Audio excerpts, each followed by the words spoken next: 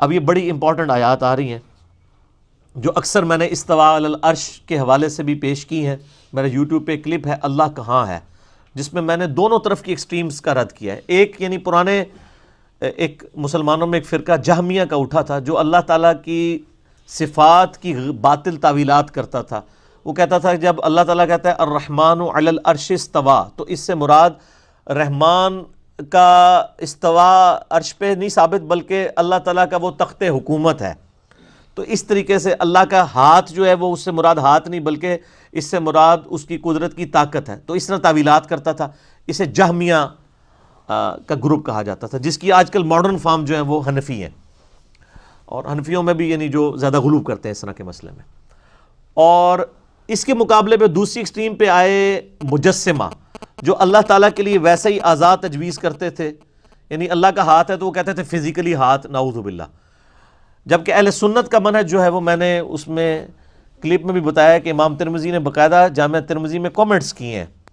ایک حدیث ہے بخاری اور مسلم کی کہ اللہ تعالیٰ کی راہ میں جب کوئی مال صدقہ کرتا ہے نا، خواہ ایک لقمہ بھی کرے، تو اللہ تعالیٰ اس کو دائیں ہاتھ سے پکڑ کے اس کی پرورش کرتا ہے، جیسا کہ تم ایک گھوڑے کے بچے کی پرورش کرتے ہو اور وہ بڑا گھوڑا بن جاتا ہے. حتیٰ کہ ایک لقمہ اللہ کی راہ میں خیرات کیا ہوا احد پہاڑ جتنا بڑا ہو جاتا ہے. یہ حدیث بخاری و مسلم میں ہے.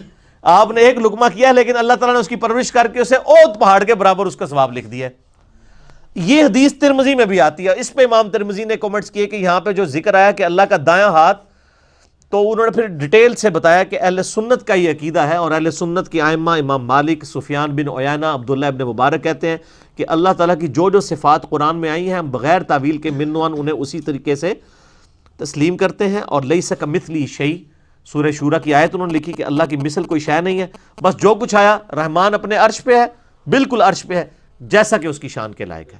اور رحمان ہماری رگے جان سے بھی زیادہ ہمارے قریب ہے. نحن اقرب الیہ من حبل الورید، یا اس سے پہلے سورۃ الحدید میں آیا هو الاول والآخر والظاہر والباطن، اور اس کے بعد پھر آیا وهو معکم اینما کنتم، تم جہاں کہیں بھی ہو وہ تمہارے ساتھ ہوتا ہے. تو یہ جتنی کی ساری چیزیں آئی ہیں ہم ان کو بغیر تعویل کے مانتے ہیں، وہ ہمارے ساتھ بھی ہے جیسا کہ اس کی شان کے لائق ہے. اور یہاں پہ وہ اہم ترین آیات آ رہی ہیں، ما یکون من نجوا، تم میں سے کوئی سرگوشی نہیں کرتے، ثلاثہ تین، الا هو رابعهم، مگر یہ کہ چوتھا اللہ ان کے ساتھ ہوتا ہے. ولا خمسۃ الا هو سادسهم، اور کوئی 5 سرگوشیاں نہیں کر رہے ہوتے مگر چھٹا اللہ ان کے ساتھ ہوتا ہے. ولا ادنی من ذلک ولا اکثر، نہ اس سے کم نہ اس سے زیادہ. یعنی چاہے تم 5 سے کم ہو یا 5000 بھی ہو، اللہ تعالیٰ کو آپ اپنے ساتھ ایڈیشن کر لو. یعنی یہاں اگر 70 بندے بیٹھے ہیں تو 70 نہیں ہے، اللہ بھی ان کے ساتھ ہے. ٹھیک ہو گیا؟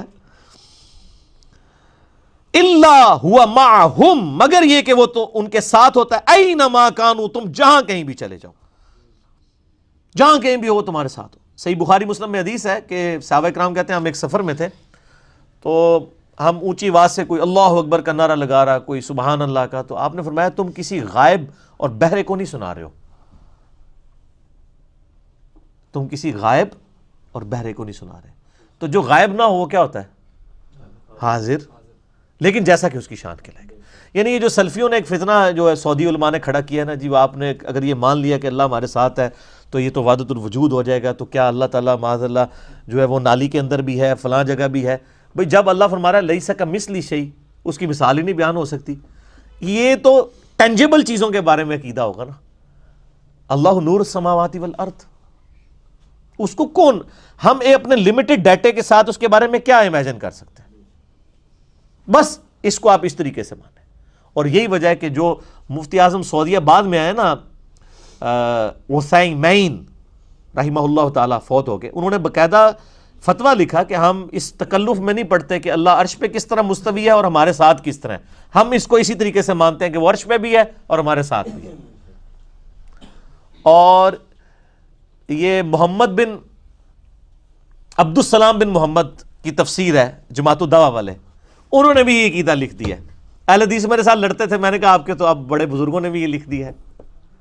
حتیٰ کہ حافظ سعید صاحب جو جماعت الدعوہ کے امیر، ایکس جماعت الدعوہ، آج کل پتہ نہیں کیا نام ہے، آئے دن ان کے نام بدلتے رہتے ہیں، تو انہوں نے ایک کتاب لکھی ہے عقیدہ و منہج کے نام سے. اس میں بھی انہوں نے لکھا ہے کہ ہم اس تکلف میں نہیں پڑھتے کہ اللہ تعالیٰ عرش پہ کس طرح ہے اور ہمارے ساتھ کس طرح ہے، ہم بس ایسے ہی مانتے ہیں. جبکہ دوسری طرف جو کٹر قسم کے سلفی ہیں وہ کہتے ہیں نہیں نہیں نہیں، اگر آپ نے ساتھ آپ نے مان لیا تو آپ جناب وحدت الوجود کا عقیدہ ہو جائے گا. آپ کہیں کہ ہے وہ عرش پہ اپنے علم قدرت سما بصارت کے ساتھ ہمارے ساتھ ہے.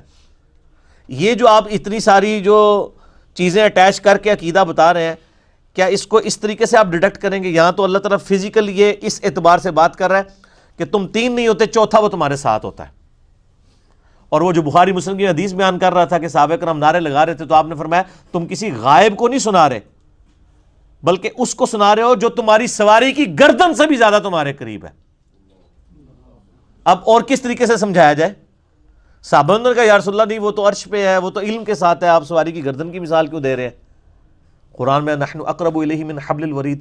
پھر سورۃ الحدید میں آیا کہ جب موت کا وقت نزع کا عالم ہوتا ہے اور تم مردے کی جب روح نکل رہی ہوتی ہے اس وقت ہم تمہارے سے زیادہ اس کے قریب ہوتے ہیں لیکن تمہیں نظر نہیں آ رہے ہوتے. سورہ واقعہ کے اندر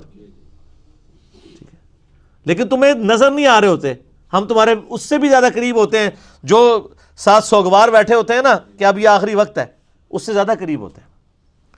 تو جہمیہ بھی ایکسٹریم پہ ہیں، مجسمہ بھی ایکسٹریم پہ ہیں. اہل سنت کا منہج یہ ہے کہ جو عقائد ہیں منوان ان کو اسی طریقے سے قبول کرتے ہیں.